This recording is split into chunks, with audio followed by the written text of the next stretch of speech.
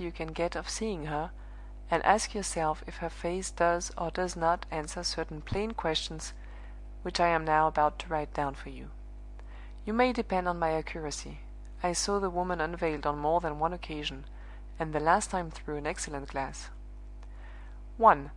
Is her hair light brown and apparently not very plentiful? 2. Is her forehead high, narrow, and sloping backward from the brow? 3.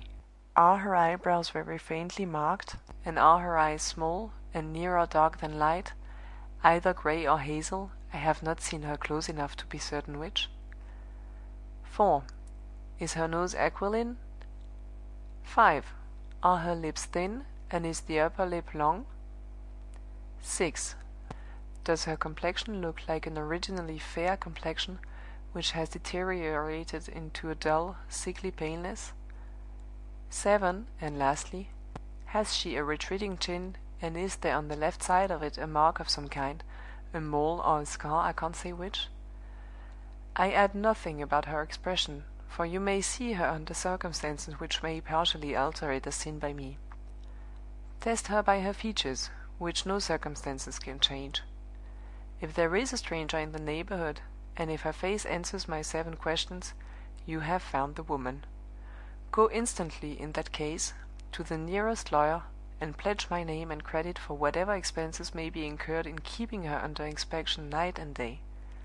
Having done this, take the speediest means of communicating with me, and whether my business is finished or not, I will start for Norfolk by the first train.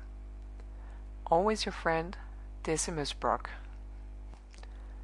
Hardened by the fatalist conviction that now possessed him, Midwinter read the rector's confession of defeat, from the first line to the last, without the slightest betrayal either of interest or surprise. The one part of the letter at which he looked back was the closing part of it.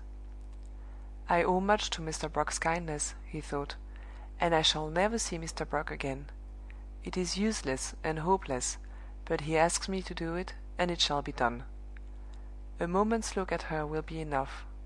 A moment's look at her with his letter in my hand, and a line to tell him that the woman is here." Again he stood hesitating at the half-opened door. Again the cruel necessity of writing his farewell to Allan stopped him and stared him in the face. He looked aside, doubtingly, at the rector's letter. "I will write the 2 together," he said. "One may help the other." His face flushed deep as the words escaped him. He was conscious of doing what he had not done yet, of voluntarily putting off the evil hour, of making Mr. Brock the pretext for gaining the last respite left, the respite of time. The only sound that reached him through the open door was the sound of Allan stirring noisily in the next room. He stepped at once into the empty corridor, and meeting no one on the stairs, made his way out of the house. The dread that his resolution to leave Allan might fail him if he saw Allan again was as vividly present to his mind in the morning as it had been all through the night. He drew a deep breath of relief as he descended the house steps, relief at having escaped the friendly greeting of the morning from the one human creature whom he loved. He entered the shrubbery with Mr. Brock's letter in his hand, and took the nearest way that led to the major's cottage. Not the slightest recollection was in his mind of the talk which had found its way to his ears during the night. His one reason for determining to see the woman was the reason which the rector had put in his mind. The one remembrance that now guided him to the place in which she lived was the remembrance of Allan's exclamation when he first identified the governess with the figure at the pool. Arrived at the gate of the cottage, he stopped. The thought struck him that he might defeat his own object if he looked at the rector's questions in the woman's presence. Her suspicions would be probably roused, in the first instance, by his asking to see her, as he had determined to ask, with or without an excuse, and the appearance of the letter in his hand might confirm them. She might defeat him by instantly leaving the room. Determined to fix the description in his mind first, and then to confront her, he opened the letter, and, turning away slowly by the side of the house, read the 7 questions which he felt absolutely assured beforehand the woman's face would answer. In the morning quiet of the park slight noises traveled far. A slight noise disturbed Midwinter over the letter. He looked up, and found himself on the brink of a broad grassy trench, having the park on one side and the high laurel hedge of an enclosure on the other. The enclosure evidently surrounded the back garden of the cottage, and the trench was intended to protect it from being damaged by the cattle grazing in the park. Listening carefully as the slight sound which had disturbed him grew fainter, he recognized in it the rustling of women's dresses. A few paces ahead, the trench was crossed by a bridge, closed by a wicket gate, which connected the garden with the park. He passed through the gate, crossed the bridge, and, opening a door at the other end, found himself in a summer-house thickly covered with creepers, and commanding a full view of the garden from end to end. He looked, and saw the figures of two ladies walking slowly away from him toward the cottage. The shorter of the two failed to occupy his attention for an instant. He never stopped to think whether she was or was not the major's daughter. His eyes were riveted on the other figure, the figure that moved over the garden walk with the long, lightly falling dress and the easy, seductive grace. There, presented exactly as he had seen her once already, there, with her back again turned on him, was the woman at the pool.